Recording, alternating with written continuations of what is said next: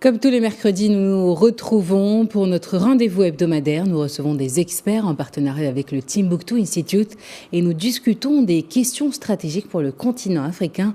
Aujourd'hui, la thématique est Afrique-Europe à l'heure de nationalisme. Et nous sommes en direct avec le docteur Bakary Sombe. Bonjour. Bonjour. Alors, vous êtes directeur régional du Timbuktu Institute et observateur avisé de la scène africaine et des mutations géopolitiques. Alors, on constate une montée de mouvements nationalistes en Afrique et principalement au Sahel, en même temps que les droites extrêmes qui montent en puissance en Europe, comme lors des dernières élections françaises. Cette situation ne rend-elle pas plus difficile le dialogue stratégique nécessaire entre l'Europe et notre continent ? Oui, il est vrai que la question du nationalisme aujourd'hui semble celle qui est la plus partagée entre l'Afrique et l'Europe. Au même moment où il y a une contestation, notamment de la présence de puissances occidentales et de l'armée française dans certaines régions, on voit aussi monter les partis d'extrême droite, comme lors des dernières élections françaises, avec notamment une extrême droite qui cumule des scores inédits. Pendant ce temps, c'est vrai que la coïncidence est un petit peu intéressante du fait que on va peut-être assister à un choc de ces nationalismes-là entre d'une part une région sahélienne où les jeunesses contestent la présence des puissances occidentales avec un vent du nationalisme, avec des partis populistes, et en même temps une montée de ces partis d'extrême droite, aussi bien en France, mais aussi en Belgique, et dans l'ensemble de l'Europe. Ceci n'est pas du tout favorable à un climat de dialogue qui aiderait à surpasser et à dépasser en tout cas les velléités actuelles pour une relation plus constructive. Alors, dans une récente intervention en France, vous rappeliez que nous, Africains et Européens, sommes de toute façon liés par des contraintes de sécurité collective. Alors, comment surmonter ce contexte lourd de tous les risques de friction de part et d'autre ? Il est vrai, c'est dommageable, cette montée des courants nationalistes, aussi bien en Afrique qu'en Europe, alors qu'on aurait besoin de synergie aujourd'hui.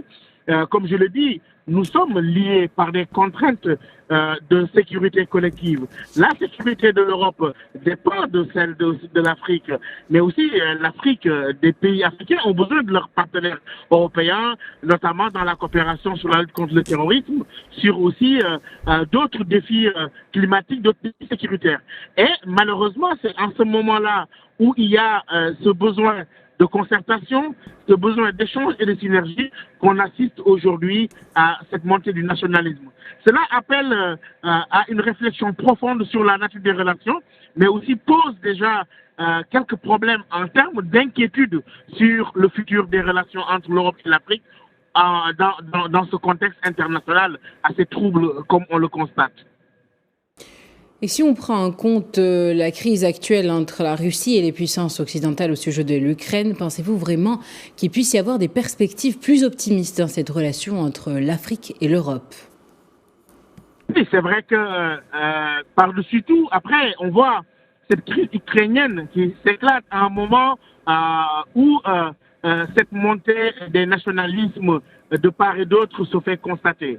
Et cela augure de lendemain assez difficile si l'on sait que l'Europe n'est pas encore sortie, en tout cas, de cette guerre et de la crise économique inéluctable qui va suivre à un moment où les partenaires africains parlaient de la question de la dette, de la renégociation de certains partenariats, à un moment où il y avait un fort besoin de synergie et de coopération plus affirmée. Et voilà que, de part et d'autre, aussi bien en Afrique, avec une colère nationaliste d'une jeunesse qui conteste cette coopération, mais en même temps en Europe, qui était jusqu'ici un modèle de démocratie, mais qui se retrouve devant ces grandes failles. La guerre aujourd'hui, après le coronavirus, mais aussi la montée des populismes, la montée des nationalismes et de l'extrême droite, qui interroge même sur l'universalisme tant prôné en Europe, qui aujourd'hui bat de l'aile.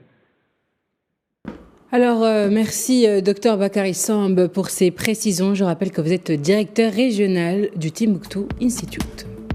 Merci de votre aimable invitation. Ça sera tout pour ce journal. Merci de l'avoir suivi, mais restez avec nous, l'info continue sur Médien TV.